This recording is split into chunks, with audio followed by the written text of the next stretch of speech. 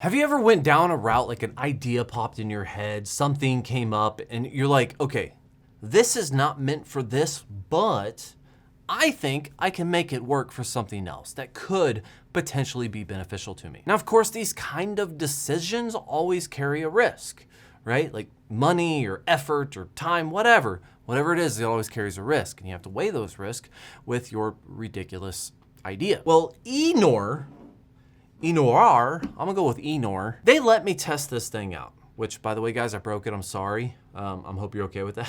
They let me test out a portable air conditioning and they told me it was for camping. That's fair.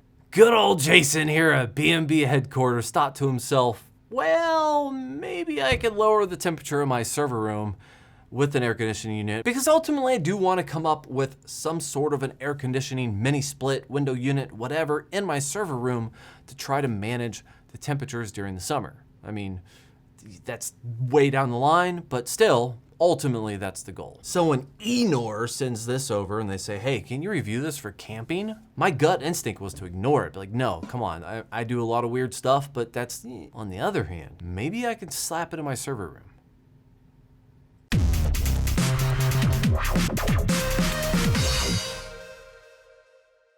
What's up YouTube, Jason here with Bite My Bits. Yes, that's right, I am making a video about a portable air conditioning unit. I originally made a kind of sort of vloggy style, let's plug this into the server room and see if I can get some results video probably about a month ago, just to try to play around with it really, and this is the actual review. Now I am making this video primarily because I made a commitment to a company, even though I've never heard of this company and I may or may not ever deal with them again. I'm making this video primarily because of that commitment that I make to the company. And that is, they wanted to showcase a portable air conditioning unit that is primarily focused for camping, like going out into the wild and you want some sort of an air conditioned air. I do, however, want to focus on my failed idea, mainly failed idea of a server room thing, and I want to talk about some of the results I got. So if you really just don't care about the whole camping thing and you want to skip past to my failed idea of server room cooling, I should hopefully put a timestamp in this video down below. But to get my obligations out of the way, let's go ahead and talk about the Enor QN650 portable air conditioner. I got water everywhere, but you know, this is pretty much it. I don't even think I got a lot of B-roll. I just kind of went for it. Oh yeah, it definitely has like a lot of water in it.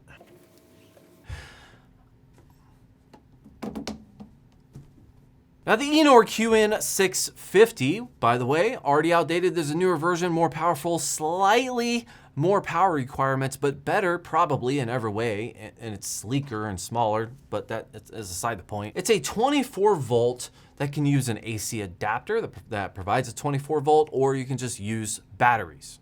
You can use a portable power station that provides 110, but most portable power stations don't provide a 24 out, so most likely you're gonna be using the inverter off of a power station. More on that in a second though. The running wattage on this, from my experience, is usually around 160 to 190 watts. It says 200 watts on Amazon, but it's usually a little bit below that. It does say, however, that it has 2,350 BTU capacity or 680 watts of cooling capacity.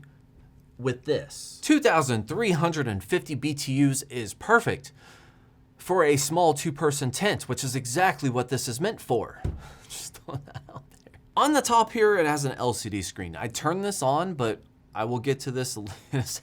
I would turn this on, but it makes noises and it doesn't necessarily function like it normally did, but it has an LCD screen. You can change the fan speed, you can change the temperature. It does have a thermostat in here, so you can make it auto off and auto on if you want to, if you're actually within that range.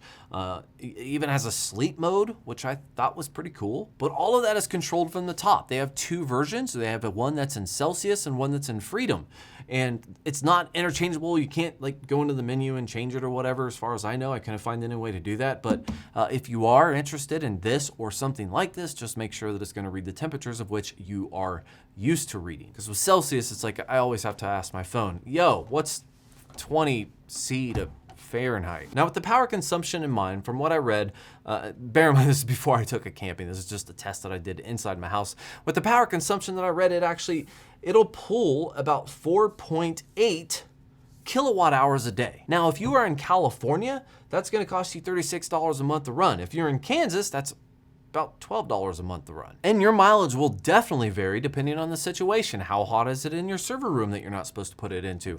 How hot it is outside? How much humidity is outside if you're camping? I mean, there's so many different factors. But these are the numbers that I was able to get. Now, back when I said that this can run on AC or DC, that it's literally like they give you two different cables. They have one cable that you can wire up to a battery, which I just happened to use a battery that fit this thing perfectly and ran it for a very long time. Was a really good idea, like especially in the whole idea of camping and want something in your tent, etc. Without having to actually activate an inverter, you're not going to lose some of that efficiency. So in my use case for my testing for my little weekend camping trip I had a few weeks ago, I used the Queen Power 100 amp hour 25.6 volt monster of a battery that they sent to me. I'm still impressed by this battery. This thing is a beast. It's easy to carry around. It's just a solid battery. Yeah, it's a battery. Boo-hoo, boring. But wow, it worked perfectly for my test. With that battery just strictly running DC, which again has the cables for it, strictly running DC, hooked directly up to the battery, I was able to get almost 11 hours. It was really like 10 hours and 45 minutes, give or take some change. But I get about 11 hours just off of that battery. On their website, they're like, oh, you can run this from a portable power station, you know, because those are a dime a dozen nowadays, even though they're still expensive.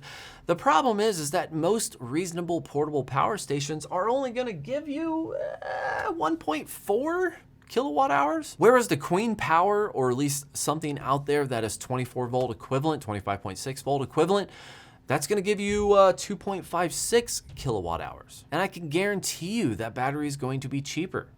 The battery I used retails for $700 or $800. If you wanna talk about an equivalent Pecron S1500 with 1.4 kilowatt hours, you're looking at $1,000 just for that. Yes, you get a lot more with it. I'm not saying this is an apples to apples thing, but if you're just strictly trying to run air conditioning overnight while you're camping, having a battery that gives you more capacity, runs for longer, and just overall costs less money is always an option. With a portable power station, you're only gonna get 6 or 7 hours, maybe less. I mean, it just really depends on how efficient the AC inverter is that's built into the unit. So pairing something with this, I know I'm on a tangent, pairing something with this with something like a 25 or 24 volt big old battery that you wanna lug around is just a good idea, especially because you can put this thing into sleep mode. If you can get 11 some hours out of it, that means you're gonna get 2 partial nights of sleeping in your 2-person tent with really some pretty decent air conditioning. Pro tip, when I got all this set up, I actually set it up for a friend's tent because I had a camper at the time. So I set it up in a friend's tent, and he had one of those battery powered fans, like a Ryobi or something. They make them DeWalt. It literally just takes the battery and it runs, and it can run for days depending on how big your battery is. He took this hose, he pointed it directly at that fan. That fan circulated it with greater CFM or whatever the freaking thing is. That circulated the air way better, and even though it was still 80 degrees at night, like the tent got within mid 60s, and he was just like, holy crap, I need to turn the fan down on this thing because I'm freezing. Personally, I love freezing while I'm sleeping, but you know, that's just me. I'm an alien, so it is what it is. So as it's intended for all you camping folks out here that are here for the review on how this thing works, if you want to use it in a small tent or a medium-sized tent at decent temperatures, but a small tent at I'm going to turn down the fan temperatures, this is a good choice. If you want to pair it with a lithium-ion 100 amp hour battery that runs 24 volt natively, then you're going to get more bang for your buck. If you want a little bit more convenience and you want to run a power station that easily hooks up to solar panels, it has its own, you know, MPPT BMS and all that other stuff built into it, then yeah, absolutely, spend the money, do that, that's cool. You're still gonna get most of the night out of it anyway. You're just gonna have to make sure that your battery gets charged up the next day before the next night. Something to keep in mind, however, is gonna be the drain tube. As you can see, this is a little muddy. Go figure, air conditioning units put out water. Yes, I knew this was a thing. No, I did not strategically place it in the area of which that I put it, and it made the outside of the tent slightly muddy. Hey, my bad, but it just Keep that in mind. And as far as loudness goes, it goes up to about 68 dB. So especially if you're out camping and it's outside your tent, it does not matter. But let's talk about how I broke it. Yes, I broke it. Ish. I broke it ish. Kind of. So on my camping trip, it was, 2 days, 2 nights. The first day, 105 degrees, right? The second day, same thing, 104, 103 degrees. It was freaking hot. Going into the night on the second night was still around that 80 degree range. But I live in Kansas, okay? Things can change rapidly. We're talking 10 minutes and all of a sudden it drops 10 degrees. Thankfully, I got all my testing done the first night because the second night, a storm came in. I had this sitting on the ground. It was running. It was actually plugged into a generator because I drained the battery doing my test and I didn't have anything on hand to really charge it. So I didn't really want to mess with that. So it was running on a generator. Everything is running, but it was sitting at a low point and the storm came in, and the particular area of which this thing was sitting ended up putting it in a very somewhat deep pile of muddy water. I mean, it started raining really bad. I'm running around gathering up all my batteries and everything I got going on. I had Starlink out there. Like, I'm just trying to gather everything that I contributed to this camping trip, and it's a pretty large camping trip, that I legitimately forgot about this thing. And by the time I went over there, it was powered down. It already popped the fuse on the generator. And now when I turn it on, even though it technically works, although at a very reduced capacity, it makes noises and it doesn't sound like it should be running. So let's consider that mud water got into it, and like legit, really muddy water got into it and it dried.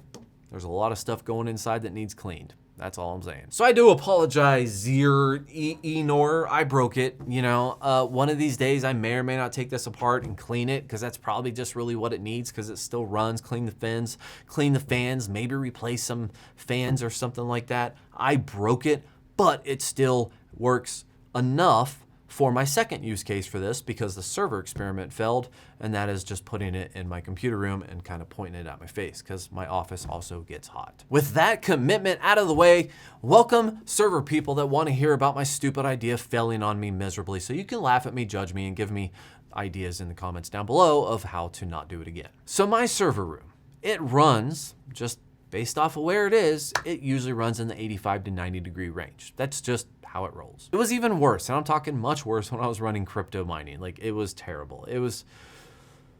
You have to remember, this is me, Jason, but I'm kind of, questionable. So when I hooked this up, I went full send. I set up a window unit. I got an adapter or whatever that goes into the window unit. This window unit exhausts out into the wild, right? Out of the window. Not this, but this side. So it's got a big old butthole here that I hooked up to the exhaust port, right, to go out the window, because this puts out just as much heat as this puts out air conditioning. So you have to have a solution to exhaust that hot air. I went full send. I did all of that, and I just put this in my server room. And then I ran a 2-week test, a test of which were the days we're going, literally swinging 20, 30 degrees from one day to another. Just that's the way Kansas is. That's how we roll here. And I periodically went in there to see, hey, what is the temperature? What is temperature outside? What's temperature in here? What's the difference? How bad is my air conditioning going right now? Because that's the biggest factor, because the air conditioning in my house, let's say if it's 105 degrees outside, my air conditioning in the house can only keep it at 73 when I normally have it set to 69. That means that my server room is much hotter, and it sucks in all the air from the side and then disperses it accordingly. So it's the incoming air that's going to affect how effectively this is. And I'm not really sure if I got all of my numbers correctly, just because the weather changes so much, but it was legitimately 4 degrees cooler, give or take, on average, running this cooler. I even tried shutting the door and kind of like enclosing it, right? But that only made it worse, because there's just too much heat being produced for this to even pretend to keep up. So keeping the door open, allowing the rest of the basement ambient temperature to try to level out my server room temperature just a little bit, I was on average getting about 4 degrees cooler. There were a few times where it was nice outside, the server room wasn't as hot, and this thing actually was able to lower the temperature even more, almost up into that 6 range. And no, that's not a big change. I mean, I guess it is if it's It's really hot, but in my stupid idea world, I had to really like sit down and try to justify whether or not something like this was worth it, even as a short-term solution, which kind of is on some upcoming days, 105. On a short-term solution, yes, it can help a little bit for my server room, but it's definitely not something I want to accidentally keep running. The water output, right? Air conditioning pulls, humidity out of the air. The water output through this hose fills a 5-gallon bucket up in 2 weeks. I found that out because 2 weeks was my time frame for testing, and at the end of the 2 weeks, when I went in there to kind of wrap things up, turn it off, and then see what the end results were, I had a nearly overflowing 5-gallon bucket of water solely off the drainage of this, which tells me that if I wanted to implement this on any kind of a long-term thing, I would have to find a better solution for the disposal of the water, because a bucket is just asking for a disaster. So when you see the Amazon listing for this that says this is for camping, outdoor, something like that, and they nowhere list it's for a server room, just think of me and be like, oh yeah, they're probably right. Eventually down the line, I do need to look into mini split options. That's just the best option that I need to go with. I need something that's gonna be able to put out enough power to balance the temperature in my server rooms to a more reasonable temperature, even if that's like 75. Like it's better than 85 or 90. I need to look at a better solution that's hardwired, it goes outside, I don't have to worry about the water, right? I need to look at a better solution. But this was sent to me to test out. And the way I see it is if I can play around with it for free, even if I break it, it doesn't really matter, because the risk is so minimal. But now you know what I know, so hopefully if there's anybody out there that had this wild, dumb idea in their head that they were gonna try to get something like this in order to solve a similar problem to mine, to maybe think about what this can actually do versus what you're actually trying to accomplish. So to wrap things up, server room, bad. 2-person tent, really good, especially with an alternative fan to kind of circulate things. If you guys have any questions, comments, or concerns, as always, post those in the comments down below. Yes, this thing cost $800 normally. It's on sale right now for $640, but that's an Amazon Prime deal. Don't expect that. But $800 for something like this, like at some point you just got to go with a mini split. Either way, check out the links in the description. Thank you for watching, like and subscribe. Don't hate me for trying dumb ideas, and have yourself a great day.